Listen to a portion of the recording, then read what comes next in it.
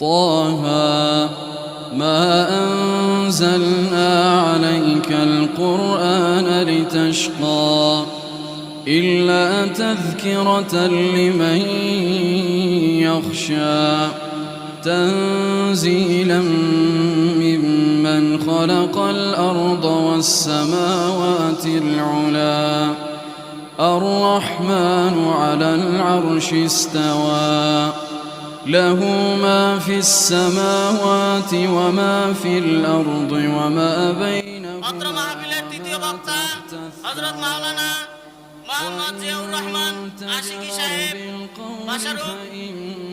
সারা বাংলাদেশে আলোড়ন সৃষ্টিকারী থানা ও জেলায় ইসলামী প্রতিযোগিতায় প্রথম স্থান অধিকারী পুরস্কার প্রাপ্ত নবীনগর ব্রাহ্মণবাড়িয়া ওনাকে আলোচনা রাখার জন্য বিশেষভাবে আহ্বান করছি।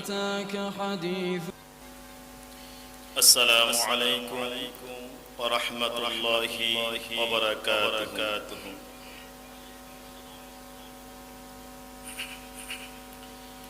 نحمده ونستعينه ونستغفره ونعوذ بالله من شرور أنفسنا ومن سيئات أعمالنا من يهده الله فلا مضل له ومن يضلله فلا هادي له ونشهد أن لا إله إلا الله وحده لا شريك له ونشهد أن سيدنا وحبيبنا ومولانا محمدا عبده ورسوله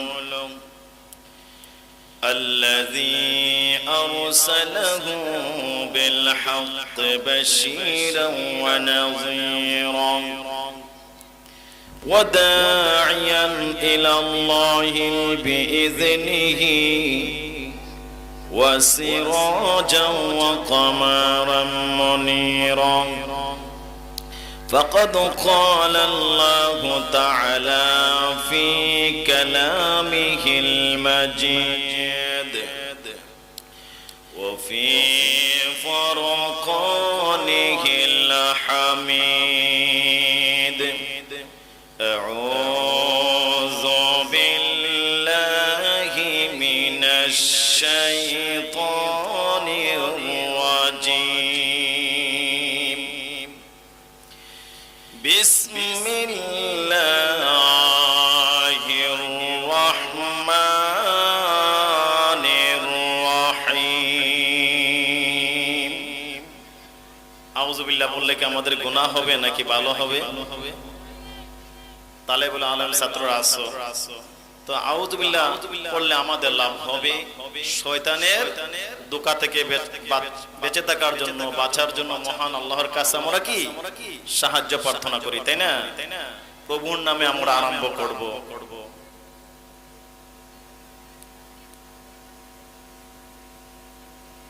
আউযু বিল্লাহি মিনাশ শাইতানির রাজিম বিসমিল্লাহির রাহমানির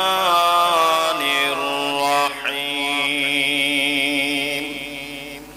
ওয়া ইযা কুরিআল কুরআনু ফাসতামি'উ লাহু ওয়া আনসিতু লা'আল্লাকুম ترحمون قال الله تعالى وننزل من القرآن ما هو شفاء ورحمة للمؤمنين صدق الله العظيم وقال حديث الشريف من قرأ القرآن وعمل بما ألبس والده تاجا يوم القيامة ضوء حسن من ضوء الشمس رواه أحمد وقال رسول الله صلى الله عليه وسلم إذا مات الإنسان انقطع عنه إلا من ثلاث إلا من صدقة جارية أو علم ينتفع به أو ولد صالح يدعو له متفق عليه وقال رسول الله صلى الله عليه وسلم من قرأ القرآن فاستزهره فحل حلاله وحرم حرامه أدخله الله الجنة أدخله الله الجنة وشفاه عشرة من أهل بيتي كلهم قد وجبت لهم النار إن الله وملائكته يصلون على النبي يا أيها الذين آمنوا صلوا عليه وسلموا تسليما اللهم صل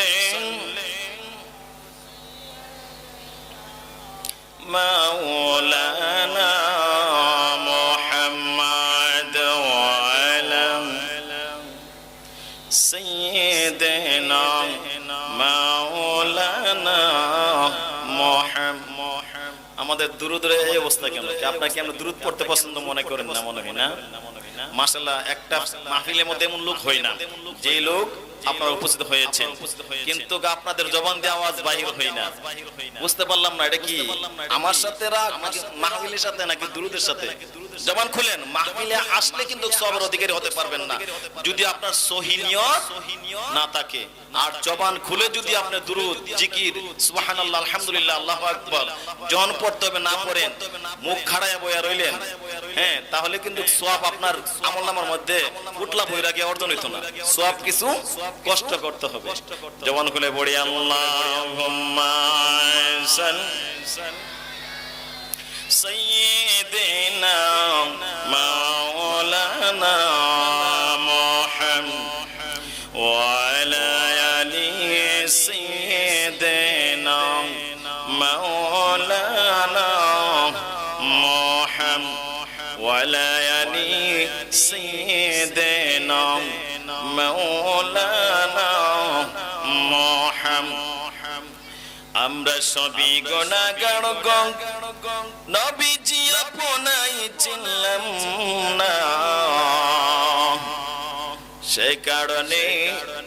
সেই কারণে রোজা হাসরে আমাদেরকে ভুলেন না আল্লাহুম্মা মাশাআল্লাহ মাশাআল্লাহ মাওলানা মুহাম্মদ ওয়া আলা সাইয়্যিদিনা মাওলানা ওয়া আলা আলি সাইয়্যিদিনা মাওলানা মুহাম্মদ কোথায় রইলেন রংপুর হরিচার মানুষ এখনো বাড়িতে বসিয়া আপনার জন্য কান্দেন নবীজি আপনার জন্য কান্দেন নবীজি এখনো শুইয়া মদিনায় আল্লাহুম্মা সাইয়্যিদিনা মাওলানা মুহাম্মদ ওয়া আলা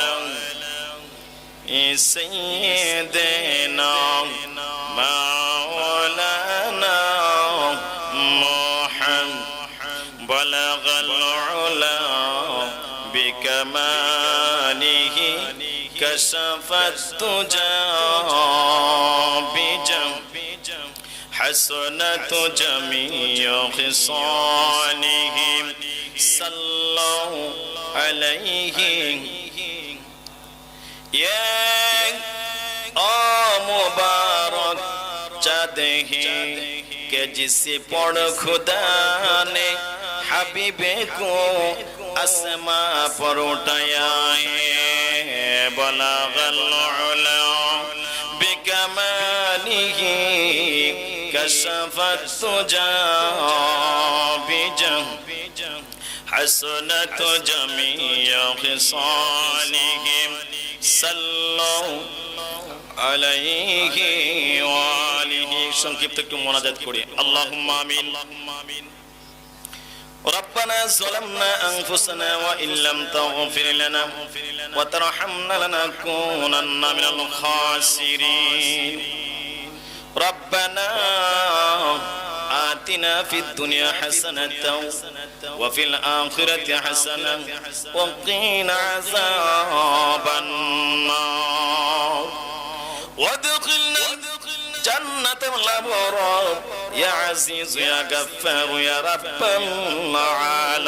العالمين اللهم بارك لنا في رجب والشعبان وبلغنا رمضان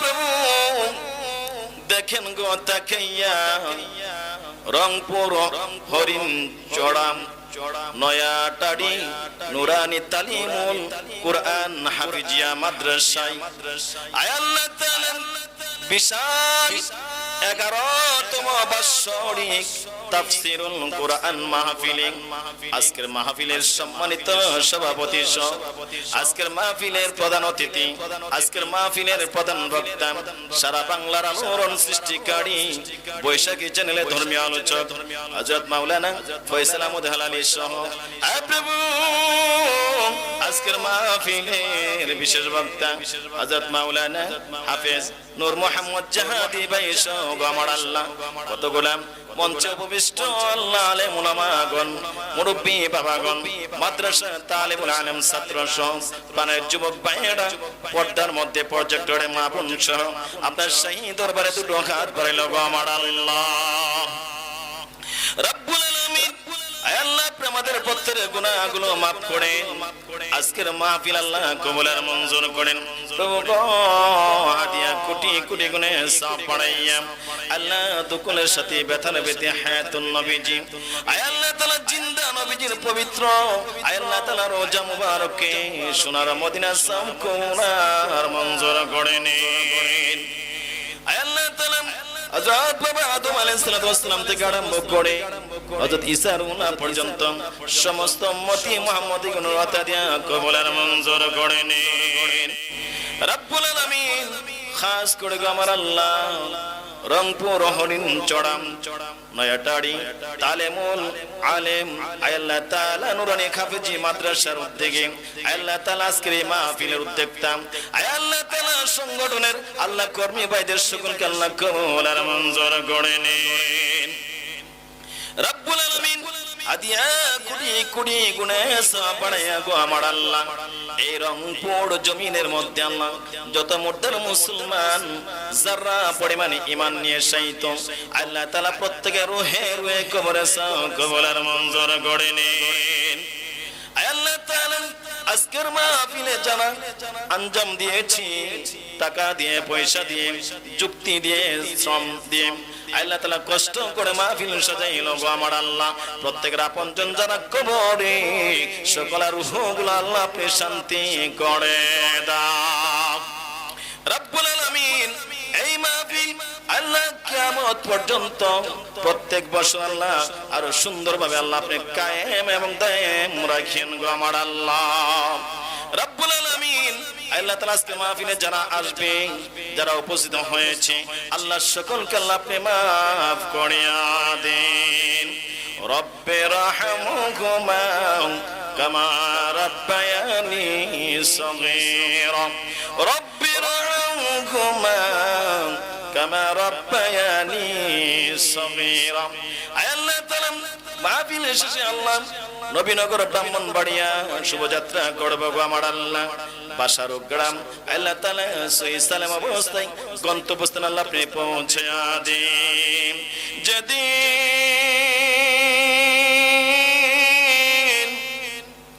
আমাদের নামে মওতে পালকে পাঠাইবা আল্লাহ তাআলা এখনো যারা বাড়ির মধ্যে আছে আল্লাহ সকলকে মাহফিলের মহব্বতে কুরআনের মহব্বতে আল্লাহ তাআলা মাহফিলে আসার মতো আল্লাহ সে অন্তরে পয়দা করে দাও যেদিন আমাদের নামে মওতের আজরাইল পাঠাইবা ওই দিন দিন আমাদের সুবহানাল্লাহ ইলাহা ইল্লাল্লাহু মুহাম্মাদুর রাসূলুল্লাহ সাল্লাল্লাহু আলাইহি ওয়াসাল্লাম উপস্থিত রংপুর হরিণচড়া নয়াটারি নুরানি তালিমুল কুরআন হাফিজিয়া মাদ্রাসার উদ্যোগে 11তম এক বিশাল তাফসীরুল কুরআন মাহফিলের আজকের মাহফিলের সম্মানিত সভাপতি হযরত মাওলানা মুহাম্মদ সুলাইমান আলী এম সাহেব খতিব হরিণচড়া নয়াটারি জামে মসজিদ দামাত বারাকাতুহু ফি হায়াতি সকলে বলেন আলহামদুলিল্লাহ আপনারা জবানটা খুলে যদি কিছু পড়েন তাহলে আমাকে কিছু বলার মতো আল্লাহ তাআলা কি করবে সে জ্ঞান এবং রহমত বরকত আল্লাহ দান করবে আর যদি মুখ খাড়ায় থাকেন আপনার বড় বড় অন্তর যদি বক্তা যদি আসে কোনো কিছু বলার মতো সাহস পাবে না এবং সেই রহমত বরকত বান্দার প্রতি থাকবে না আপনাদের আকর্ষণ আমার দিকে আমার আকর্ষণ আপনাদের দিকে থাকবে তখন আমার আল্লাহ তাআলা বক্তার অন্তরের মধ্যে এমন কথা বের করে দিবে যা আপনার আমার আমলের জন্য যথেষ্ট যেরকম সুবহানাল্লাহ মুখ খাড়ায় রাখবেন না এতে করে কিন্তু আমার আল্লাহ তাআলা আপনার এই কাজটা পছন্দ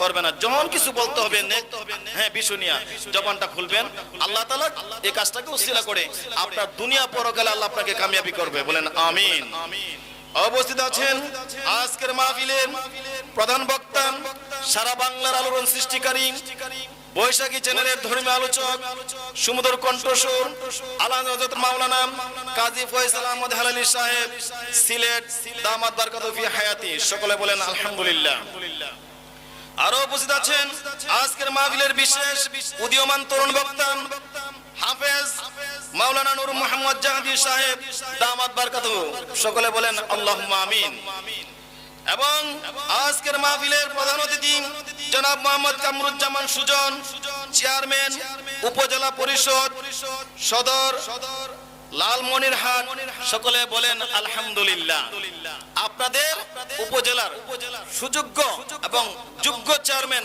হ্যাঁ আল্লাহ তাআলা হায়াতের মধ্যে বরকত দান করুক বলেন আমিন কারণ আমার সাথে আসর নামাজের পরে এই চেয়ারম্যান সাহেব আমার সাথে প্রধান বক্তার সাথে যায় রুমে দেখা সাক্ষাৎ করে আসলো দোয়া নিয়ে আসলো আমি মনে করলাম সবচাইতে ধন্য মায়ের ধন্য সন্তান কোন কোন জায়গার মধ্যে প্রধান অতিথিকে যখন দাওয়াত করা হয় আমরা মাহফিলের মধ্যে যাই দেখি প্রধান অতিথি অনেক পরে আসে ব্যস্ততার কারণে আর অনেক সময় আসেও না আপনাদের প্রধান অতিথি সর্বপ্রথম আপনাদের আসার আগে আলেমুল আমাদের সাথে মহব্বতে যায় মুসাফা করলো উপস্থিত হইলো এর চাইতে বড় নিয়ামত আর কি হইতে পারে সকলে বলেন মারহাবা আপনারা খুশি না আল্লাহ তাআলা যে চেয়ারম্যান সাহেবকে মনে করে দ্বীনের খেদমত করার মতো আলেমদের সাথে বেশি বেশি করে মহব্বত করার মতো হ্যাঁ রিলেশন রাখার মতো সেই নেক সুযোগ করে আবার বলেন আমিন আর উপস্থিত আছেন আজকের মাহফিলের হযরত উলামায়ে কেরামগণ এবং অতিথিবৃন্দগণ সকলের নাম বলতে গেলে অনেক সময়ের দরকার হ্যাঁ সকলের প্রতি আমার আন্তরিক সালাম আসসালামু আলাইকুম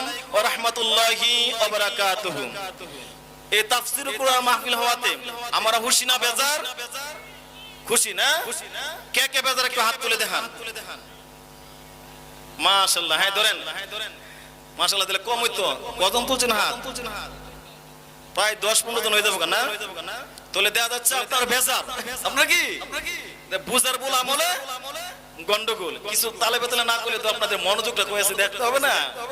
আসলে কিন্তু আপনারা খুশি, এই জোশের সাথে হুশ দেখা যখন কি করবেন, আপনি আল্লাহর কাছে প্রার্থনা করবেন, আমার আল্লাহ তাআলা খুশি হবে। দেখ আমি বুঝতে পারলাম আপনারা খুশি হয়ে হাত তুলে ফেলেছেন, জোশের সাথে হুশ রাখেন নাই। আল্লাহ পাক যে আমাদের সকলের প্রতি খুশি হয়ে বলেন আমিন। আমার আল্লাহ তাআলা কালামুল শরীফের মধ্যে ইরশাদ করে দিয়েছেন, বিসমিল্লাহির রহমানির রহিম, ওয়া ইযা কুরিয়াল কুরআনু ফাসতামি'উ লাহু ওয়া আনসিতু লাআল্লাকুম তুরহামুন। সুবহানাল্লাহ। আল্লাহ তাআলা বলেন, যখন কোরআন তেলাওয়াত করা হয় তোমরা কি করবে, মনোযোগের সহিত মহব্বতের সহিত কান লাগাইয়া কোরআন তেলাওয়াত শ্রবণ করবে। সুবহানাল্লাহ। লাআল্লাকুম তুরহামুন, যদি মহব্বতে মনোযোগের সহিত কি করে কোরআন তেলাওয়াত শ্রবণ করো, তাহলে আমরা আল্লাহ তাআলা কি করবে, বান্দার প্রতি রহমত এবং দয়া আল্লাহ তাআলা নাজিল করবে। যেরকম সুবহানাল্লাহ। আল্লাহ তাআলা রহমত বরকত বৃদ্ধি করে দিবে, বান্দার প্রতি আমার আল্লাহ তাআলা খুশি হবে। এই কোরআন তেলাওয়াত হয়, আমরা কিন্তু অনেক সময় কোরআন তেলাওয়াত মনোযোগের সহিত শুনতে চাই না। যদি কোনো বান্দা মহব্বতের সহিত কি করে একবার দুনিয়ার জমিনের মধ্যে জীবিত অবস্থায় কোরআন তেলাওয়াত শ্রবণ করে, কোরআন তেলাওয়াত করে, আমার আল্লাহ তাআলা বান্দার আমলনামার মধ্যে 10 থেকে 700 নেকি আমার আল্লাহ তাআলা বৃদ্ধি করে দেয়। সুবহানাল্লাহ। এটা কোরআন তাফসীর মাহফিল, তাই না? কোরআনের আলোচনা হবে। বাবাগণ, আজকে কোরআনের মহব্বত আমাদের অন্তরের মধ্যে একনিষ্ঠ ভাবে মনোযোগের সহিত মহব্বত অনেকেরই থাকে না। সেজন্য আমরা সওয়াব অর্জন করার সেই মহব্বত অন্তরে পয়দা করতে পারি না। আল্লাহর ওলি, আল্লাহর ওলি কি করলো, কবর জিয়ারত করতে যাইয়া কবরের পাশে দাঁড়াইয়া থেকে জিন্দা মানুষের মতো জবান দিয়া শুনতে পাইলো যে সুবহানাল্লাহ। সুবহানাল্লাহ। কোরআন তেলাওয়াতের বরকত যে কতটুকু। আল্লাহর ওলি ওই কবরের পাশে দাঁড়াইয়া তেলাওয়াত বন্ধ করে দিলেন, আর মনে মনে চিন্তা আরম্ভ করতে লাগলেন, কে গো তুমি আমার কোরআন তেলাওয়াত শোনার পরে, আমার কোরআন তেলাওয়াত শোনার পরে সুবহানাল্লাহ শব্দ বলেছিলে, এমন চিন্তা গুনতে আরম্ভ করলো। যখন চিন্তা আরম্ভ করতে লাগলো তখন আমার আল্লাহ তাআলা কি করলো, বান্দাকে আল্লাহর অনেকে কবর থেকে আবার আওয়াজ দিয়া গায়বে খেলাতে জানাই দিল, ও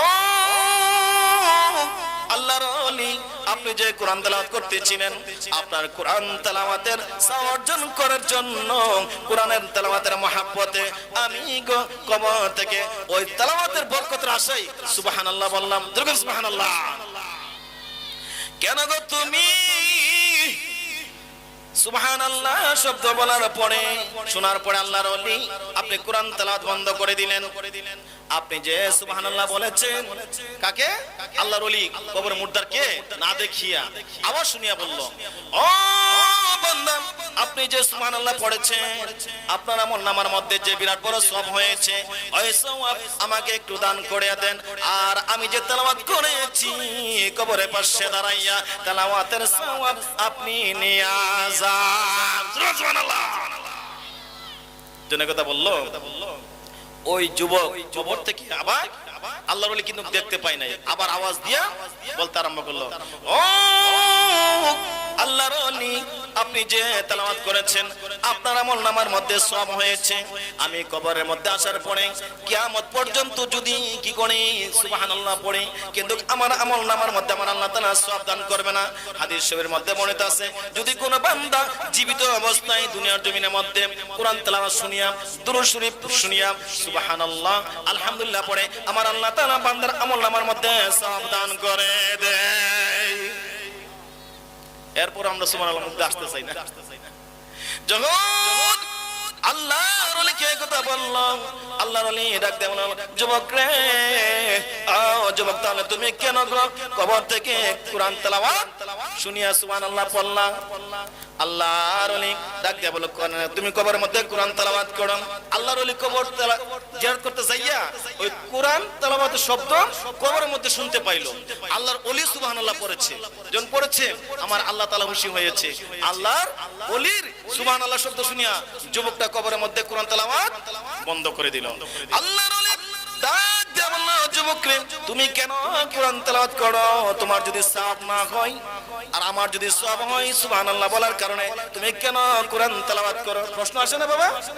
জনে কথা বললাম। আল্লাহর ওলিকে ডাক দিয়ে বলল, যুবক, হুজুর গো, আমার আব্বা আম্মা আমার জন্মের পরে নিয়ত করেছে আমাকে হাফেজ বানাইবে। আজকে হাফিজি মাদ্রাসার উদ্যোগে কি কোরআন মাহফিল, তাফসীর মাহফিল, তাই না?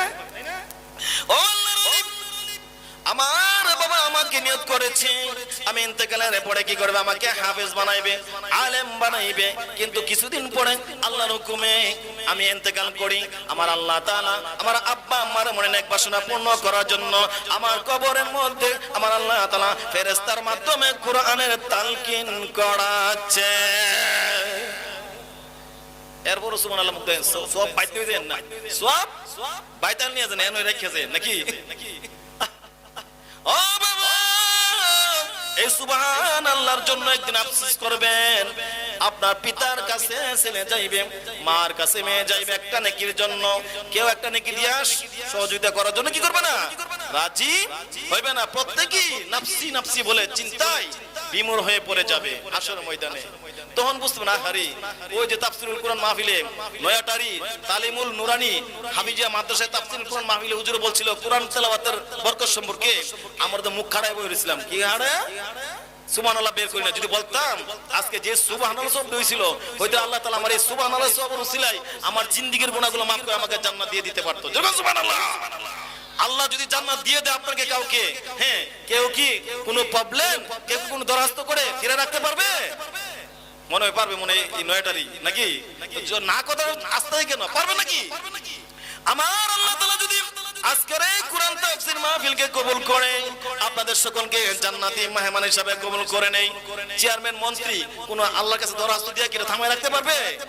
আমার আল্লাহ তাআলা যদি বান্দাকে কবুল করে, বর্ষাকে উসিলা করে, কোরআনের মহব্বতে তাফসীর কোরআন মাহফিলকে উসিলা করে, হইতে পারে বাবাগণ আল্লাহ তাআলা আপনাকে জান্নাত দান করে দিতে পারে। তো আল্লাহর ওলি জনে কথা বললো, তখন আল্লাহর ওলি বললো যে বাবা তুমি কেন কোরআন তেলাওয়াত করো? আমার আব্বা আম্মা নেক নিয়ত করেছিল, এখন তাই আমরা কি করব, সন্তান যখন জন্মগ্রহণ করে বাবাগণ ভাইয়েরা সাথে সাথে নেক নিয়ত করবেন আমার ছেলেটাকে হাফেজ বানাইবেন, আমার ছেলেটাকে আলেম বানাইবেন। এই নিয়ত যদি আপনার সহি থাকে, মাদ্রাসাতে ভর্তি করলেন, এই সুযোগ যদি আল্লাহ দান করে, কিছুদিন পরে যদি আপনার ছেলে ইন্তেকাল করে, আপনাকে আলেমের পিতা, আপনাকে হাফেজের পিতা হিসেবে আল্লাহ কবুল করে, আপনাকে কি করবে? এই হাফেজের মর্যাদা আল্লাহ তাআলা আপনাকে পিতা, হাফেজের পিতা হিসেবে আল্লাহ তাআলা হাসরের ময়দানে কি করবে? সম্মানিত করবে। সুবহানাল্লাহ। আল্লাহ রাসূল সাল্লাল্লাহু আলাইহি ওয়াসাল্লাম হাদিস শরীফের মধ্যে বর্ণনা করে দিয়েছেন, ক্বালা হাদিস শরীফ, মান কারাআল কুরআনা ওয়া আমিলা বিমা ফীহি উলবিসা ওয়ালিদাই তাজাই ইয়াউমাল কিয়ামা দু হাসান দু মিন দু শামস রাও আহমদ। আল্লাহ রাসূল সাল্লাল্লাহু আলাইহি ওয়াসাল্লাম হাদিস শরীফের মধ্যে বর্ণনা করে দিয়েছেন, আলেমের পিতা, হাফেজের পিতা মাতার, হ্যাঁ, পিতার মাথার মধ্যে আমার আল্লাহ তাআলা কি করবে? একটা নূরের তাজ আমার আল্লাহ তাআলা দান করে দিবে। কার মাথার মধ্যে? হাফেজের, হ্যাঁ, হাফেজ কারীর পিতার মাথায় আমার আল্লাহ তাআলা একটা নূরের তাজ দান করবে। মান কারা আল কুরআনা ওয়া আমিলা বিমা ফীহি উলবিসা ওয়ালিদাই, পিতার, হ্যাঁ, মাথার মধ্যে আমার আল্লাহ তাআলা কি করবে? একটা নূরের তাজ দান করবে।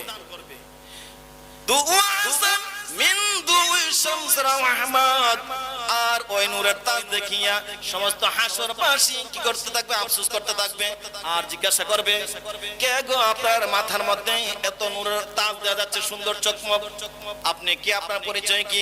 তখন আমার আল্লাহ তাআলা কি করবে? জানিয়ে দিবে হাসরবাসীকে, ও হাসরবাসী, এরা হচ্ছে ওই ব্যক্তিগণ, এরা হচ্ছে হাফেজের পিতা। কার পিতা? হাফেজের পিতা। আমার আল্লাহ তাআলা সন্তানকে জন্মগ্রহণ করার পরে নিয়ত করেছে হাফেজ বানাইবে, আলেম বানাইবে। সেই জন্য আমার আল্লাহ তাআলা কি করেছে, বান্দাকে হাফেজ হিসেবে কবুল করেছে। অথবা ইন্তেকাল হওয়ার কারণে আমার আল্লাহ তাআলা হাফেজের মর্যাদা দান করে দিয়া তার পিতাকে আমার আল্লাহ তাআলা হাসরের ময়দানে সম্মান দান করে দিয়েছে। তাই তালেবুল আলেমদেরকে মহব্বত করো, অনেক সওয়াব, অনেক কি সওয়াব। হ্যাঁ, এক বিশাল বড় ধনী ব্যক্তি, চৌধুরী ব্যক্তি, আমি কিন্তু কোরআন হাদিসের মোতাবেক আলোচনা করব, বাইরে কোনো আলোচনা করব না।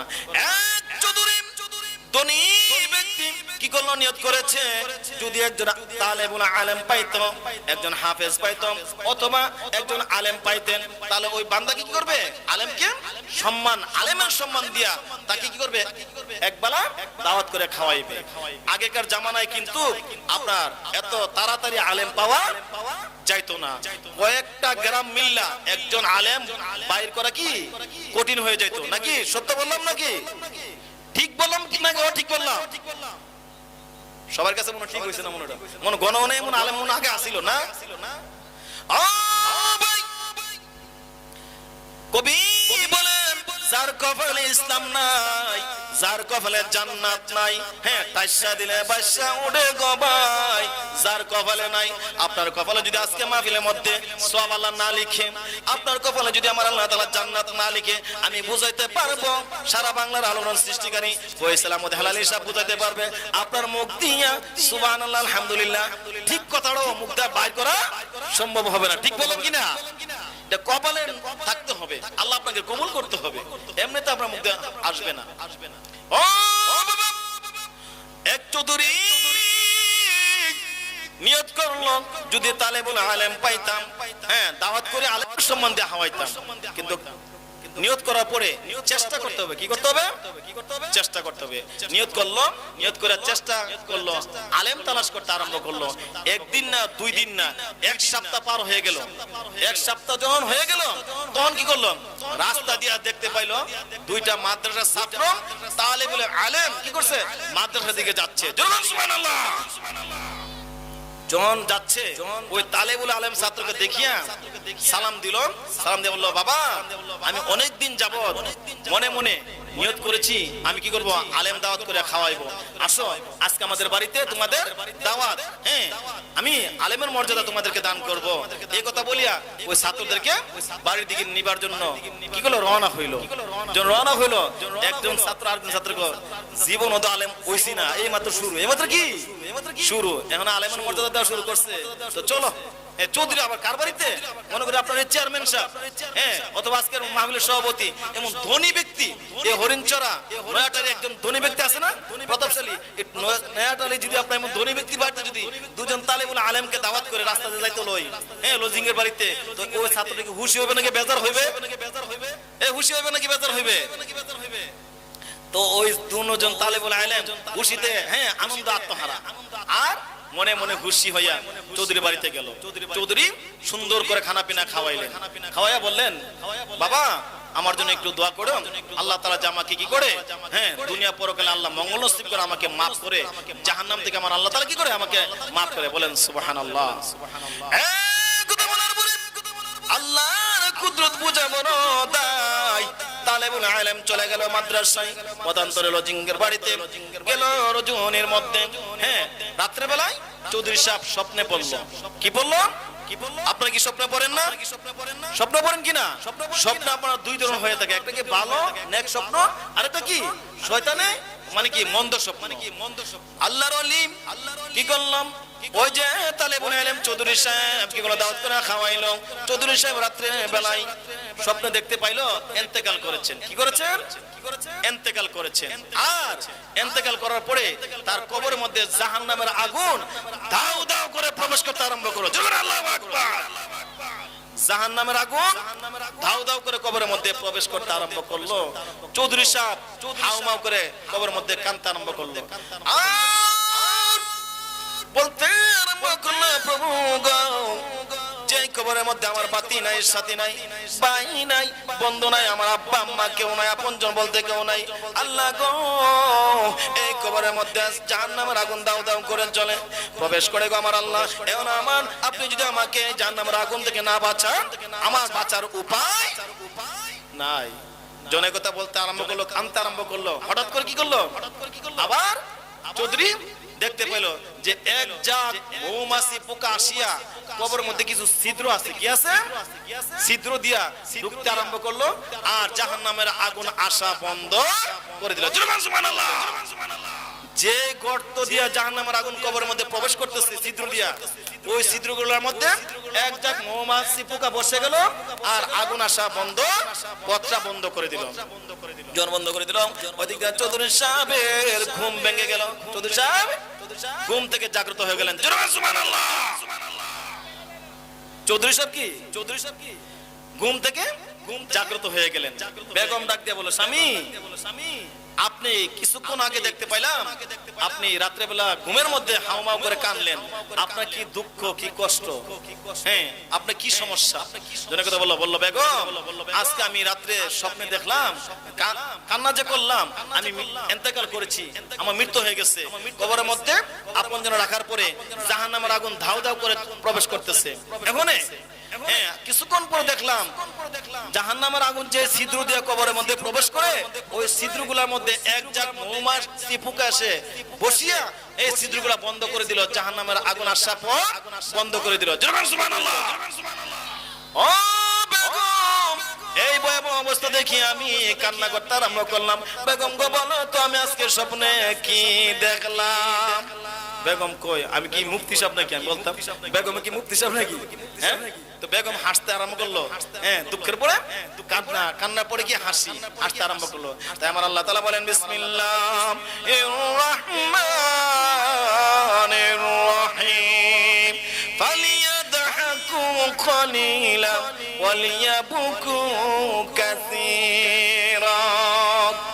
বান্দাগণ, বেশি বেশি করে কি করো তোমরা? কবরের কথা চিন্তা করে, জাহান্নামের কথা চিন্তা করে বেশি বেশি করে তোমরা কান্দো আর হাসো কম কম করে। কম কম করে কি হাসো? আসলে আমার তো হ্যাঁ, কান্নার তুলনায় বেশি বেশি করে হাসি না? এই আপনারা কি হাসেন না নাকি? আমরা বেশি বেশি হাসি আর কান্না খুব কম। কান্না কি খুব কম।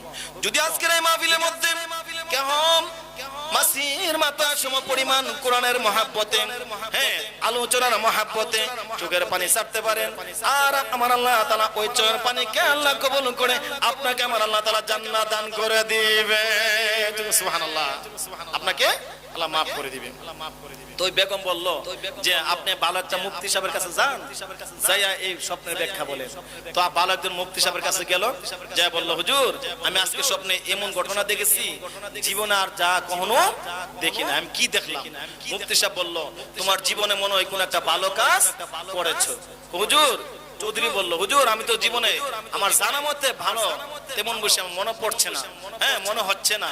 তো তবে একটা কাজ করছি, গত কিছুদিন হয় গেল কয়েকদিন হয়ে যায় আমি দুইজন তালেবুল আলেমকে মহব্বত করে আমার বাড়িতে দাওয়াত করে খানা পিনা খাওয়াইলাম। ওই তালেবুল আলেম কি করছে? আল্লাহর কাছে দোয়া করেছে, আল্লাহ এই চৌধুরী যদি কোনোদিন বিপদের মধ্যে পড়ে আল্লাহ তুমি তার বিপদ আল্লাহ তুমি মাফ করে দিও। যেরকম সুবহানাল্লাহ। যখন কথা বললাম ওই মুফতি সাহেব বলল চৌধুরী গো আমার আল্লাহ তাআলা কি করেছেন? তোমার এই নেক কাজটাকে কবুল করেছেন। যতগুলা খানা, যতগুলা পাক, যতগুলা খাদ্য তালেবুল আলেম খেয়েছে, আমার আল্লাহ তাআলা প্রত্যেকটা হানাকে মৌমাছি পোকা বানাইয়া তোমার কবরের মধ্যে জাহান্নামের আগুন আসা গর্তগুলা পথ বন্ধ করে দিয়ে তোমাকে জাহান্নাম থেকে আমার আল্লাহ তাআলা বাঁচায় রেখে দিয়েছেন। সুবহানাল্লাহ। কিসের মহব্বতে? কিসের মহব্বতে? কোরআনের মহব্বতে। আল্লাহ রাসূল সাল্লাল্লাহু আলাইহি ওয়াসাল্লাম হাদিসের মধ্যে বর্ণনা করে দিয়েছেন, ক্বালা রাসূলুল্লাহ সাল্লাল্লাহু আলাইহি ওয়াসাল্লাম মান ক্বারাআল কুরআনা ফাস্তাযহারা ফাহাল্লা হালালাহু ওয়া হারামা হারামাহু আদখালাহুল্লাহুল জান্নাহ। হ্যাঁ, যে ব্যক্তি কি করলো? হালালকে হালাল জানলো, হারাম থেকে দূরে সরে রইলো, আর কোরআনের উপর প্রতিষ্ঠিত রইলো, কোরআনের উপর জীবনকে কি করলো? রঙ্গিত করলো, জীবনকে রঙ্গাইলো। আমার আল্লাহ তাআলা কি করবে? তাকে আল্লাহ তাআলা জান্নাত দান করবে। যেরকম সুবহানাল্লাহ। ওয়া আশারাতিন মিন আহলি বাইতি কুল্লুহুম কাদা ওয়াজাবাত লাহুমুন নার। আর আমার আল্লাহ তাআলা ওই বান্দাকে কুরআন পড়নেওয়ালা ব্যক্তিকে, আমল করনেওয়ালা ব্যক্তিকে জান্নাত দান করবে। আর 10 জন বান্দাকে সুপারিশ করার মতো সেই অধিকার, সেই সুযোগ আমার আল্লাহ তাআলা ওই কুরআন আমলকারী বান্দাকে আমার আল্লাহ তাআলা দান করে দিবে। যেরকম সুবহানাল্লাহ। আর ওই 10 জন কি, যাদের উপর জাহান্নাম ওয়াজিব হয়ে গিয়েছিল, জাহান্নামের আগুন, জাহান্নামের শাস্তি নির্দিষ্ট হয়ে গিয়েছিল, এমন 10 জন আমার আল্লাহ তাআলা কি করবে, সুপারিশ করে নেওয়ার মতো আমার আল্লাহ তাআলা কুরআন পাঠককারী এবং কোরআন আমলকারী বান্দাকে, এমন 10 জন বান্দাকে বেছে বেছে জান্নাতে নেওয়ার মতো সে সুযোগ দান করবে। যেরকম সুবহানাল্লাহ। আজকে ওই কোরআনের আলোচনা, কিন্তু দুঃখের বিষয়, আফসোসের বিষয়, কিন্তু অধিকাংশ জায়গার মধ্যে দেওয়া যাচ্ছে, কিন্তু এই এলাকা খবর তো আমার জানা নাই, অধিকাংশ দেওয়া যাচ্ছে আপনার হাফেজ কোরআন। রমজান মাস আসলে যেমনই ভাবে কোরআন কি খতমে তারাবির মধ্যে পড়ে, আর যে সমস্ত তালেবুল আলেমগণ কোরআন কি করে আপনার খতম আদায় করে পবিত্র মাহে রমজানে পড়ে, আর কোরআনের এত কি মহাব্বত বরকত অর্জন করার চেষ্টাও করে না। ঠিক বললাম কিনা বলেন? তো এখন এই কোরআন কি শুধু পবিত্র মাহে রমজানের জন্য নাকি সারা মাসের জন্য? আপনি পারলেন না দৈনিক একটা পৃষ্ঠা পড়েন, পারলে এক পাতা পড়েন, আপনি কাজের মধ্যে বের হন, আমার আল্লাহ তাআলা কাজের মধ্যে বরকত দান করবে। যেরকম সুবহানাল্লাহ। কোরআন খতম যদি আপনার কি হাদিয়া তোফার জন্য, খতম যদি আপনার কি মানুষের কাছে আপনার সম্মান দেওয়া হওয়াইতা, কিন্তু নিয়ত করার পরে চেষ্টা করতে হবে। কি করতে হবে? চেষ্টা করতে হবে। নিয়ত করলো, নিয়ত করে চেষ্টা করলো, আলেম তালাশ করতে আরম্ভ করলো। একদিন না, 2 দিন না, 1 সপ্তাহ পার হয়ে গেল। 1 সপ্তাহ যখন হয়ে গেল, তখন কি করলো? রাস্তা দিয়ে দেখতে পাইলো 2টা মাদ্রাসার ছাত্র তালেবুল আলেম কি করছে, মাদ্রাসার দিকে যাচ্ছে। সুবহানাল্লাহ। যখন যাচ্ছে ওই তালেবুল আলেম ছাত্রকে দেখিয়া সালাম দিল, সালাম দিয়ে বলল, বাবা আমি অনেক দিন যাবত মনে মনে নিয়ত করেছি আমি কি করব, আলেম দাওয়াত করে খাওয়াইবো, আসো আজকে আমাদের বাড়িতে তোমাদের দাওয়াত, আমি আলেমের মর্যাদা তোমাদেরকে দান করব। এই কথা বলিয়া ওই ছাত্রদেরকে বাড়ির দিকে নিবার জন্য কি করলো, রওনা হইল। যখন রওনা হইল, একজন ছাত্র আরেকজন ছাত্রকে জীবন ও আলেম হইছি না, এই মাত্র শুরু, এই মাত্র কি শুরু, এখন আলেমের মর্যাদা শুরু করছে। তো চলো চৌধুরী আবার কার বাড়িতে, মনে করি আপনার চেয়ারম্যান সাহেব, অথবা আজকের মাহফিলের সভাপতি, এমন ধনী ব্যক্তি, এই হরিণচরা নয়াটারি একজন ধনী ব্যক্তি আছে না, প্রতাপশালী নয়াটারি, যদি আপনার এমন ধনী ব্যক্তি বাড়িতে যদি 2 জন তালেবুল আলেমকে দাওয়াত করে রাস্তা দিয়ে যাইতে লই, লজিং এর বাড়িতে, তো ওই ছাত্রটিকে খুশি হবে নাকি বেজার হইবে? খুশি হবে নাকি বেজার হইবে? তো ওই 2 জন তালেবুল আলেম খুশিতে আনন্দ আত্মহারা, আর মনে মনে খুশি হইয়া চৌধুরী বাড়িতে গেল। চৌধুরী সুন্দর করে খানা পিনা খাওয়াইয়া বললেন, বাবা আমার জন্য একটু দোয়া করো, আল্লাহ তাআলা আমাকে কি করে দুনিয়া পরকালে আল্লাহ মঙ্গল নসিব করে, আমাকে maaf করে জাহান্নাম থেকে আমার আল্লাহ তাআলা কি করে আমাকে maaf করে। বলেন সুবহানাল্লাহ। আল্লাহ কুদরত বুঝা বড় দায়। তালেবুল আলেম চলে গেল মাদ্রাসায়, মতান্তরে লজিংয়ের বাড়িতে গেল। রজনীর মধ্যে রাত্রে বেলায় চৌধুরী সাহেব স্বপ্নে পড়লো। কি পড়লো? আপনারা কি স্বপ্নে পড়েন না? স্বপ্ন পড়েন কিনা?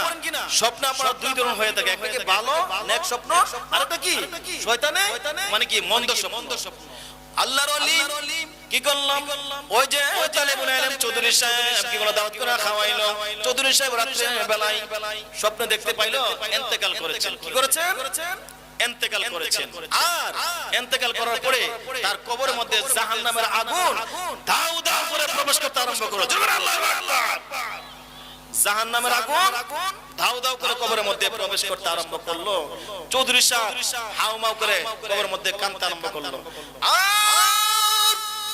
বলতে আরম্ভ করলো, প্রভু গো, যে কবরের মধ্যে আমার বাতি নাই, সাথী নাই, ভাই নাই, বন্ধু নাই, আমার আব্বা আম্মা কেউ নাই, আপনজন বলতে কেউ নাই, আল্লাহ গো এই কবরের মধ্যে জাহান্নামের আগুন দাউ দাউ করে জ্বলে প্রবেশ করে গো আমার আল্লাহ। এখন আমার আপনি যদি আমাকে জাহান্নামের আগুন থেকে না বাঁচান, আমার বাঁচার উপায় নাই। জনে কথা বলতে আরম্ভ করলো, কাঁদতে আরম্ভ করলো। হঠাৎ করে কি করলো, আবার চৌধুরী দেখতে পেল যে এক জাত মৌমাছি পোকা আসিয়া কবরের মধ্যে কিছু ছিদ্র আছে। কি আছে? ছিদ্র দিয়া ঢুকতে আরম্ভ করলো আর জাহান্নামের আগুন আসা বন্ধ করে দিল। জোরে বলুন সুবহানাল্লাহ। যে গর্ত দিয়া জাহান্নামের আগুন কবরের মধ্যে প্রবেশ করতেছে ছিদ্র দিয়া, ওই ছিদ্রগুলোর মধ্যে এক জাগ মৌমাছি পোকা বসে গেল আর আগুন আসা বন্ধ, পথটা বন্ধ করে দিল, জন বন্ধ করে দিল। ওদিক দিয়ে চৌধুরী সাহেবের ঘুম ভেঙে গেল। চৌধুরী সাহেব ঘুম থেকে জাগ্রত হয়ে গেলেন। জোরে বলুন সুবহানাল্লাহ। চৌধুরী সাহেব কি ঘুম থেকে জাগ্রত হয়ে গেলেন। বেগম ডাক দিয়ে বলল, স্বামী আপনি কিছুক্ষণ আগে দেখতে পাইলাম আপনি রাত্রে বেলা ঘুমের মধ্যে হাউমাউ করে কাঁদলেন, আপনার কি দুঃখ কি কষ্ট, হ্যাঁ আপনার কি সমস্যা? জনের কথা বললো বেগম আজকে আমি রাত্রে স্বপ্নে দেখলাম কান্না যে করলাম আমি ইন্তেকাল করেছি, আমার মৃত্যু হয়ে গেছে। কবরের মধ্যে আপনজন রাখার পরে জাহান্নামের আগুন ধাউ ধাউ করে প্রবেশ করতেছে। হ্যাঁ কিছুক্ষণ পরে দেখলাম জাহান্নামের আগুন যে ছিদ্র দিয়ে কবরের মধ্যে প্রবেশ করে ওই ছিদ্রগুলোর মধ্যে এক জাগ মৌমাছি পোকা এসে বসিয়া এই ছিদ্রগুলো বন্ধ করে দিল, জাহান্নামের আগুন আসা বন্ধ করে দিল। জোরে বলুন সুবহানাল্লাহ। ও বেগম এই ভয়াবহ অবস্থা দেখি আমি কান্না করতে আরম্ভ করলাম। বেগম গো বলো তো আমি আজকে স্বপ্নে কি দেখলাম? বেগম কই আমি কি মুক্তি সাহেব নাকি? আমি বলতাম বেগম কি মুক্তি সাহেব নাকি? হ্যাঁ তো বেগম হাসতে আরম্ভ করলো। হ্যাঁ দুঃখের পরে কান্না, কান্নার পরে কি হাসতে আরম্ভ করলো। তাই আমার আল্লাহ তাআলা বলেন বিসমিল্লাহির রহমানির রহিম ফালিয়াদহাকু কলিলাম ওয়ালিয়াবকু কাসীরা। বেশি বেশি করে কি করো তোমরা? কবরের কথা চিন্তা করে, জাহান্নামের কথা চিন্তা করে বেশি বেশি করে তোমরা কান্দো আর হাসো কম কম করে। কম কম করে কি হাসো? আসলে আমার তো কান্নার তুলনায় বেশি বেশি করে হাসি না? এই আপনারা কি হাসেন না নাকি? আমরা বেশি বেশি হাসি আর কান্না খুব কম। কান্না কি খুব কম। যদি আজকের এই মাহফিলের মধ্যে কেমন মাসির মাথার সমপরিমাণ কোরআনের মহব্বতে, হ্যাঁ আলোচনার মহব্বতে চোখের পানি ছাড়তে পারেন আর আমার আল্লাহ তাআলা ওই চোখের পানিকে আল্লাহ কবুল করে আপনাকে আমার আল্লাহ তাআলা জান্নাত দান করে দিবে। সুবহানাল্লাহ। আপনাকে আল্লাহ maaf করে দিবেন। তো বেগম বলল যে আপনি ভালো একটা মুফতি সাহেবের কাছে যান, যাইয়া এই স্বপ্নের ব্যাখ্যা বলেন। তো ভালো একজন মুফতি সাহেবের কাছে গেল, যা বলল হুজুর আমি আজকে স্বপ্নে এমন ঘটনা দেখেছি জীবনে আর যা কখনো দেখি না। আমি কি দেখলাম? মুফতি সাহেব বলল তোমার জীবনে মনে হয় কোন একটা ভালো কাজ করেছো। হুজুর চৌধুরী বলল হুজুর আমি তো জীবনে আমার জানা মতে ভালো তেমন বসে আমার মনে পড়ছে না, হ্যাঁ মনে হচ্ছে না। তো তবে একটা কাজ করছি গত কিছুদিন হয় গেল কয়েকদিন হয়ে যায় আমি দুইজন তালেবুল আলেমকে মহব্বত করে আমার বাড়িতে দাওয়াত করে খানা পিনা খাওয়াইলাম। ওই তালেবুল আলেম কি করছে? আল্লাহর কাছে দোয়া করেছে, আল্লাহ এই চৌধুরী যদি কোনোদিন বিপদের মধ্যে পড়ে আল্লাহ তুমি তার বিপদ আল্লাহ তুমি maaf করে দিও। সুবহানাল্লাহ। যখন কথা বললাম ওই মুফতি সাহেব বলল চৌধুরী গো আমার আল্লাহ তাআলা কি করেছেন? তোমার এই নেক কাজটাকে কবুল করেছেন। যতগুলা খানা যতগুলা খাদ্য তালেবুল আলেম খেয়েছে আমার আল্লাহ তাআলা প্রত্যেকটা হানাকে মৌমাছি পোকা বানাইয়া তোমার কবরের মধ্যে জাহান্নামের আগুন আসা গর্তগুলা পথ বন্ধ করে দিয়ে তোমাকে জাহান্নাম থেকে আমার আল্লাহ তাআলা বাঁচায় রেখে দিয়েছেন। সুবহানাল্লাহ। কিসের মহব্বতে? কিসের মহব্বতে? কোরআনের মহব্বতে। আল্লাহ রাসূল সাল্লাল্লাহু আলাইহি ওয়াসাল্লাম হাদিসের মধ্যে বর্ণনা করে দিয়েছেন, ক্বালা রাসূলুল্লাহ সাল্লাল্লাহু আলাইহি ওয়াসাল্লাম মান ক্বারাআল কুরআনা ফাস্তাযহারা ফাহাল্লা হালালাহু ওয়া হারামা হারামাহু আদখালাহুল্লাহু জান্নাত। হ্যাঁ যে ব্যক্তি কি করলো? হালালকে হালাল জানলো, হারাম থেকে দূরে সরে রইলো আর কোরআনের উপর প্রতিষ্ঠিত রইলো, কোরআনের উপর জীবনকে কি করলো? রঙ্গিত করলো, জীবনকে রঙাইলো। আমার আল্লাহ তাআলা কি করবে? তাকে আল্লাহ তাআলা জান্নাত দান করবে। জোরে বলুন সুবহানাল্লাহ। ওয়া আশারাতিন মিন আহলি বাইতি কুল্লুহুম কাদা ওয়াজাবাত লাহুমুন নার।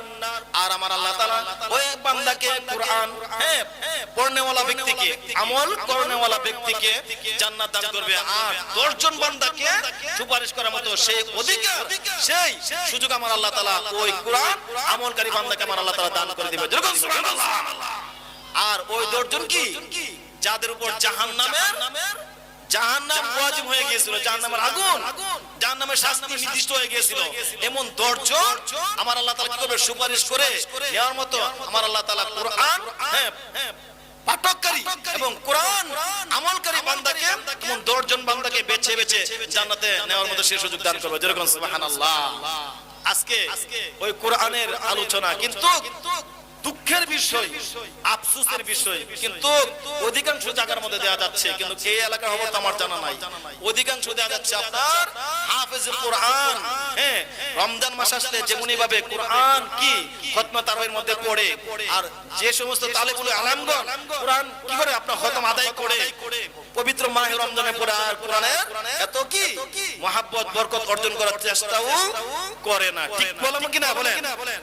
তো এখন এই কোরআনকে শুধু পবিত্র মাহে রমজানের জন্য নাকি সারা মাসের জন্য? আপনি পারলেন না দৈনিক একটা পৃষ্ঠা পড়েন, পারলে এক পাতা পড়েন, আপনি কাজের মধ্যে বের হন, আমার আল্লাহ তাআলা কাজের মধ্যে বরকত দান করবে। যেরকম সুবহানাল্লাহ। কোরআন খতম যদি আপনার কি হাদিয়া তওবার জন্য, খতম যদি আপনার কি মানুষের কাছে আপনার সম্মান আপনার রোগ বিমার আমার আল্লাহ তাআলা কোরআন তেলাওয়াতের বরকতে, মহব্বতের উসিলায়, আমলের বরকতে বিপদ আপদ আল্লাহ মাফ করে দিবে। তাই কোরআনের আর গান হচ্ছে কি শেফা, মা হুয়া শিফা ও রাহমাতুল লিল মুমিনিন। মুমিন বান্দাদের জন্য কোরআন হচ্ছে কি শেফা। কিন্তু দেখা যাচ্ছে আমরা শেফা অর্জন করতে পারি না। তো মূল কথা হচ্ছে কি আমলে অলিভ হয়, আমলে কি হয় অলিভ হয়। আজকে আমি বাস্তবিক কথা বলবো, আমি ওয়াজ মাহফিলের মধ্যে আমি এক জায়গার মধ্যে দেখতে পাইলাম, এই যে আমাদের নামাজের মধ্যে ফরজ আছে না বাবাগণ, আছে কি না?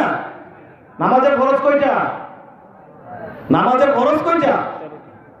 কেউ বলতে পারি না। এই যে তাফসীর কোরআন শুনছি, বড় বড় বক্তার কোন আসছে, আমি শুনতে পাইলাম আগামী পরশুদিন 8 তারিখ আপনাদের এই বাজার মার্কেটে মাওলানা জুনায়েদ আল হাবিব সাহেব মনে আসবে নাকি? বিশাল বড় ফ্যামিলি দেখে আসলাম। আর গত 1 বছর আগে আপনার আব্দুল খালেদ শরীফুর হুজুর মনে ওয়াজ করে গিয়েছিল এই প্যান্ডেলে নাকি? তো শুনতে পেলাম আজকে চেয়ারম্যান সাহেব বলছে, তো এখন ওয়াজ মাহফিল শুনেন, নামাজের ফরজ কয়টা একটু বলতে পারছি না। তো এই ওয়াজ মাহফিল সুন্দর হবে নাকি কিছু বুঝা আমল করতে হবে? একটা না বুঝা আর একটা ভুলে যান, তাহলে কি হবে নাকি? আর কোরআনের কথাগুলো বুঝা যে আমল করবে সে ব্যক্তির দুনিয়া এবং পরকাল কি ওই বান্দার কি মঙ্গল। সুবহানাল্লাহ। শুনলাম একটা দিয়া বাইক করে দিলাম আর একটা দিয়া। আসলে আপনাদের এই ভাষা আমি সব জায়গায় ভাষা তো অনেকেই বুঝে না। আপনাদের কয়েকজন ভাইয়ের ভাষা, চেয়ারম্যানের ভাষা সব আজকে আমি শুনলাম, সরাসরি আলাপ হয়েছে, বুঝতে পারলাম, কিছু বুঝি। কিন্তু কিছু কিছু ছাত্রদের কথা আছে আমি নিজেও বুঝি না, নিজেও বুধবার ছাত্ররা গেছে যে মুসাফা করলো, কিন্তু তারা কি বলে আর আমি কি বলি তারা বুঝে না, আর তারা কি বলে আমি বুঝি না। আমি তো চিন্তা করলাম আমি সর্বনাশ সেটা বলি আল্লাহ আজকে মাহফিলের মধ্যে যদি বুঝার কথা না বলি তো বলে কি হুজুর আনছে নবীনগর থেকে কি জন্য কোয়া হইছে না উর্দু করে কি ভাবছি গো, আমি উর্দু বুঝেছি নাকি? আমার কথা বুঝতে তো নাকি? যেরকম মারহাবা। তো ওই যে কোরআন শেফা, নামাজের মধ্যে ফরজ 13টি, এগুলাকে আহকাম আরকান বলে। কিন্তু দেখছে আবার জানার মতে এক মসজিদের মুয়াজ্জিন কি করলো, আমার সামনে কত কিছু জায়গায় দেখতে পেলাম, কাপড় কাটছে হাড়ের উপরে যে তুলে আর উপরে যে লাগাইলে কি বলে গুসলিঙ্গি বলে, কি বলে এই হাত ধরলে বলে মনে বোঝা যায় নাকি গুসলিঙ্গি। তো আমি আবার একটা অবশ্যই ডাইরেক্ট মানুষকে সাথে বলে যে যাতে সাথে বললে ওটা সুন্দর হয়ে যাবে, দুইটা বললে গুনাহ হবে, দুইটা বললে কি হবে গুনাহ হবে। আর আপনাদের মধ্যে কিছু মানুষ হয় না, কিছু অভ্যাস থাকতে পারে, দুইটা বলবো সামনে করতো না, দুইটা বলে এটা কি ঘটনা বাড়াই বলে গীবত হয়ে যায়। সব পাপে বড় পাপ হচ্ছে গীবত করা। আমি বললাম চাচা আপনি তো মুয়াজ্জিন মসজিদে, তো হ্যাঁ আপনি বুঝতে পেরেছেন, আরে আমাদের কেমন সাইড দিচ্ছে। তো মনে করি আমার সামনে যে করছে এই মুয়াজ্জিনদের বুঝতে নিতে, আর কোন জায়গার মধ্যে মুয়াজ্জিন মনে করে করে বুঝতে দেওয়া না। আর এই আমি দেখছি কেন কইলাম এমন আছে হেতরা দেখো মিস নাই, হেতরা দেখো মিস নাই। তো নামাজের বড় যুদ্ধ নাই, নামাজ কি নাই বড় তো না। এই নামাজ যদি কেমন পর্যন্ত পড়ে আল্লাহ কি কবুল করবে? হ্যাঁ কবুল করবে কিনা? এই জান্নাত পর্যন্ত যদি আমল করে আমার আল্লাহ তাআলা কি করবে? সে আমলের মধ্যে বরকত দান করবে। যেরকম সুবহানাল্লাহ। আমার আল্লাহ তাআলা রাসূলুল্লাহ সাল্লাল্লাহু আলাইহি ওয়াসাল্লাম হাদিসের মধ্যে বর্ণনা করেছেন, ক্বালা রাসূলুল্লাহ সাল্লাল্লাহু আলাইহি ওয়াসাল্লাম ইযা মাতাল ইনসান ইন কাতানুহু ইল্লা মিন সালাসা ইল্লা মিন সাদাকাতিন জারিয়া আও ইলমুন ইয়ানতাফু বিহি আও ওয়ালাতুন সালিহাতুন লাহু। আল্লাহ রাসূল সাল্লাল্লাহু আলাইহি ওয়াসাল্লাম বলেছেন যে মানুষজন মরে যায়, মানুষজন মরে যায়, তার আমলের দরজা বন্ধ হয়ে যায়। কিন্তু তিনটা ধরনের সওয়াব, তিন ধরনের সওয়াব কিয়ামত পর্যন্ত কবরের মধ্যে আমার আল্লাহ তাআলা কি করবে, তার রূহে হাত দিয়ে এসে সওয়াব আল্লাহ পৌঁছে দেবে। সুবহানাল্লাহ। এর মধ্যে কি একটা হচ্ছে সদকাতুল জারিয়া। আজকের এই ওয়াজ মাহফিলে একটা সদকাতুল জারিয়া, তাই না? নাকি ওয়াজ মাহফিল ফরজ না, ওয়াজ না সুন্নাত না। যদি আল্লাহ কবুল করে নবী হিসেবে আপনাকে পরকালে সওয়াব দান করবে, আমল করলে আপনাকে নাজাতের কারণ করবে। সুবহানাল্লাহ। আমল করলে কি করলে, আমল করলে এই সদকাতুল জারিয়া এক নম্বর। আজকের ওয়াজ মাহফিল যারা এই চেয়ারম্যান সাহেব থেকে আরম্ভ করে শুনতে পেলেন, চেয়ারম্যান সাহেব আপনাদের বড়দের সামনে একটা ব্রিজ আছে দিয়েছেন, এবং যারা ধনীবান, শিক্ষিত যারা আছে তারা যখন এই টিউবওয়েল, রাস্তাঘাট, কাউন্টার এগুলোর জন্য কি করে আল্লাহ সন্তুষ্টির জন্য এই সরকার জারি কাজগুলো করে, এটাও কি আমার আল্লাহ তাআলা দরবারে একটা নাজাতের কারণ, মৃত্যুর পরে বান্দা ফুকে হয়ে আমার আল্লাহ কি করে কবুল করে নেয়। যেরকম সুবহানাল্লাহ। দুই নম্বর হচ্ছে কি আও ইলমুন ইয়ানতাফাউ বিহি, উপকারী বিদ্যা। আপনি বিদ্যা অর্জন করছেন, ডিগ্রি আছে অনেক, কিন্তু আপনার এই বিদ্যার পাশে এলেমের পাশে আমল নাই। কি নাই? আমল নাই। কেমন মানে? আমি একদিন দেখতে পাইলাম বাবাগণ আমাদের এলাকার নাম বলবো না, নাম বলে কি হয়ে যাবে, এলাকা বলতেছি, লোকটার নাম বলবো না। তো ইমাম সাহেব, কি সাহেব? ইমাম সাহেব বৃষ্টি নামছে ফজর নামাজের সময়। তো কিছু কিছু মসজিদের মুয়াজ্জিন কেসে সব কি উপটেন, মানে কি সতর্কতা। তো ফজর নামাজের সময় বৃষ্টি নামছে, গ্রামের ইমাম সাহেব কোথায়? গ্রামের ইমাম সাহেব তো আপনারা রাখবেন, এই গ্রামের ইমাম সাহেব রাগ করি না, আপনার গ্রাম হচ্ছে ভালো, ইনশাআল্লাহ ইমাম সাহেবরা ভালো হইতে পারে। কিন্তু আমি যে বলেছি বাস্তবিক আমি দেখে ওটা আমার কাছে বললো, হুজুর ফজর নামাজ বৃষ্টি আসার কারণে আমরা কি করলাম, ইমাম সাহেবের কাছে ফোন দিলাম, হুজুর গ্রামের নিয়ম তো আপনি মসজিদে আসছেন কিনা? হ্যাঁ আমি তো মসজিদের মধ্যে এই যে ফজর নামাজ এর জন্য অপেক্ষা করতেছি। তো ফজর নামাজ পড়ছেন? তো হ্যাঁ পড়বো। তো কেসে হোক অথবা মসজিদ কমিটির লোক হোক, মসজিদের মধ্যে একটু আসলো তো দেখাই কতজন মসজিদের মধ্যে বসছে নাকি ইমাম সাহেব আয়সা দেখে ইমাম সাহেব নাই, মসজিদের দরজা খোলা নাই, ইমাম সাহেব নাই, মসজিদের দরজা কি নাই খোলা। বাস্তবিক কথা, আজকে কোরআন তাফসীর আমি সাক্ষী, কমিটির লোক আমার কাছে কথা পছন্দ বললো, হুজুর আমি যে ইমামের পাশে আমরা নামাজ পড়ি ইত্যাদি করি, এই ইমাম সাহেব মসজিদে কোথায় পাইলাম না, ইমাম সাহেব বলতে মসজিদের মধ্যে আসছে, গেলামই না, কিন্তু আর ইমাম সাহেব পাইলাম না, না পাওয়ার পরে পরে ফোন দিলাম, হুজুর আপনি কোথায়? এরপরে ইমাম সাহেব বলে বান্ধব মসজিদ, এই আমি যে আপনার মসজিদে উপস্থিত, আপনি কোথায় আসেন না, আপনি বলতেছেন মসজিদের মধ্যে। পরে কিছুদিন পরে ইমাম সাহেব কি করলো, আপনার বাদ দিয়ে দিল। কি দিয়ে দিল? বাদ দিয়ে। দেখবেন যারা হাফেজ কোরআন, যারা মুরব্বী হাদিসের 5 ওয়াক্ত নামাজ কালাম পড়ে, আর কিছু কিছু ইমাম সাহেব আছে কি করবে, যারা গ্রামের সব ইমাম না, কিন্তু তারা দেখবেন তারা যদি আগে মসজিদের মধ্যে আসে দেখতে পারে না, ঘৃণা করে। কি করে? কারণ কি ওই তো ওই লোকটা ইমাম সাহেব হতে পারে বাড়ির মধ্যে একটু ঘুমাইতে তার কষ্ট হয়ে যায়, নামাজের কারণে ইমাম সাহেব আগে আসে, মুয়াজ্জিন আগে মসজিদের মধ্যে ডাক দেয়, তার ভালো লাগে না। হ্যাঁ আমি এই মসজিদের মধ্যে ইমাম সাহেব আগে উঠে গেলে সেই নফল নামাজ পড়ে গেলে যত আছে, আর কি মন ধরার কথা, মন ধরা কথা বলে চাপাবাজি করে মিলাদ করে বলা, মিলাদ করে কি করতেছে, মানুষের কাছে সুখী অর্জন করতেছে। আপনি কি মিলাদের জন্য পড়তে পারবেন? আপনি মিলাদ, হ্যাঁ আপনার দেখি আল্লাহ কবুল করে মুস্তাহাব হওয়া, আপনি যে আমার সব ঠিক থাকে, আপনার সব কথার কোনো আগামাতা নাই, সঠিক নাই, আপনি কি করলেন আরেকজন আলেমকে শিক্ষা দিলেন, আপনি নিজে আমার চিন্তা করলেন না, মিলাদ কণ্ঠমালা পড়লেন, কিন্তু আপনার বাকি সুন্নত, নফল, ওয়াজিব, হালাল হারাম, হ্যাঁ পর্দা খুশিরা, এগুলো আপনার কোনো কি নাই, চিন্তা নাই।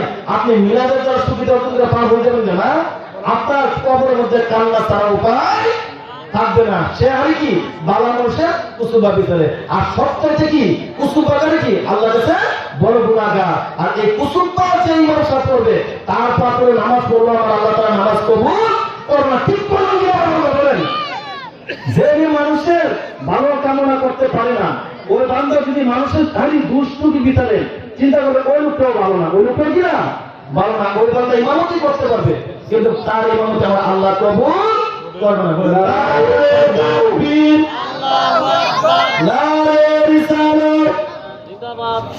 আমার এদেরকে রিজাল্ট বলুন জানা নাকি? আচ্ছা ইসলাম আচ্ছা প্রধান শিক্ষকের আগমন, বোর্ডের হুজুরের আগমন, মাদ্রাসার পক্ষ থেকে আচ্ছা, সকলে বলে আলহামদুলিল্লাহ। তো যাই হোক, যেহেতু পরবর্তী বক্তে হয়ে যাচ্ছে নাকি উপস্থিত আছে না, তাহলে আমি আর একটু আলোচনা করি। যেহেতু আপনাদের অতিথিবৃন্দ উপস্থিত হয়েছে, আজকে আপনাদের মাহফিলের ফটো দেখে ওলামায়ে কেরাম কোন দেখে আমি অত্যন্ত আনন্দিত এবং কি কৃতজ্ঞতা আল্লাহ পাক যে আপনাদের এই মাহফিলটা কবুল করে আর ভাষাকে কবুল করে আমাদের জীবনে বাস্তবায়ন করার মতো সে নেই। শুধু বাড়াতে বলেন আমিন। তাহলে কথা বলেন, আমি 5 মিনিট কথা বলবো।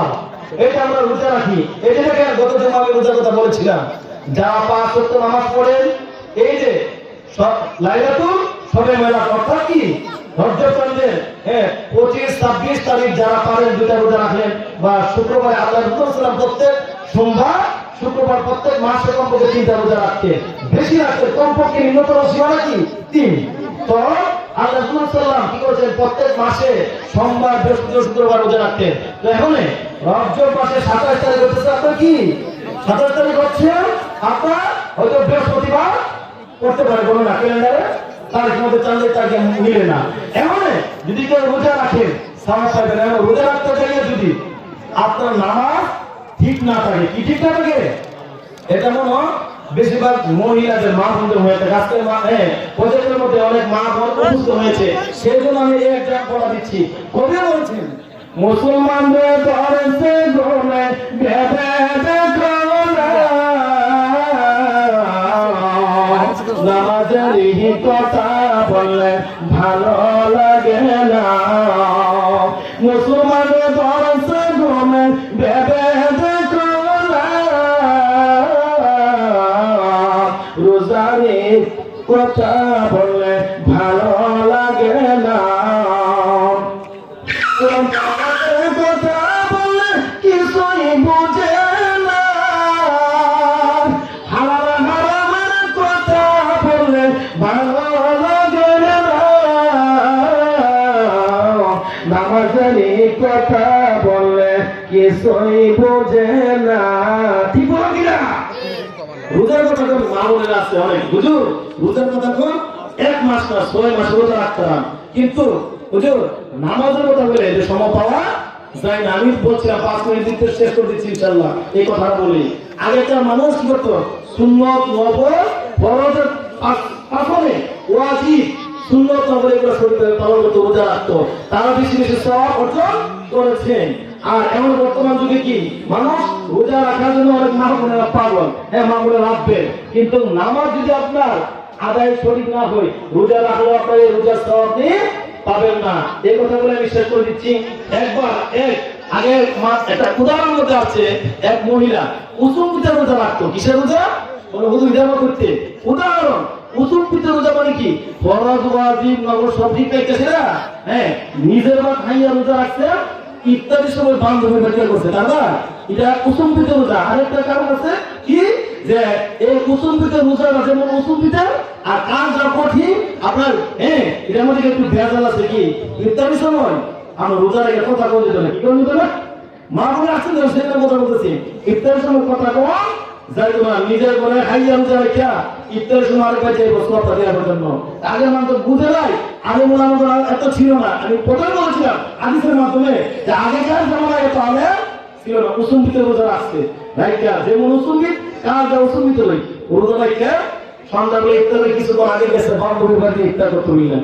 তো কথা বল দিত না, কিন্তু কি বল দিত না, কথা বল দিত না। তো গেছে বলে বান্ধবী ইফতারি ইফতার সবকিছু রেডি করে দিয়েছে না, পানি আনার জন্য চলে গেছে টিউ বলে। আপনাদের আলহামদুলিল্লাহ আল্লাহর রহমত সবসময় হাইলে খাওয়া না, সবসময় হাইলে গেছে। আর ডাক্তার শেষ স্বামী কাম করে রাখতে কিন্তু রমজান মাসে দেখতে এমনি কিন্তু আমাদের অগ্রগতি হয়ে থাকে।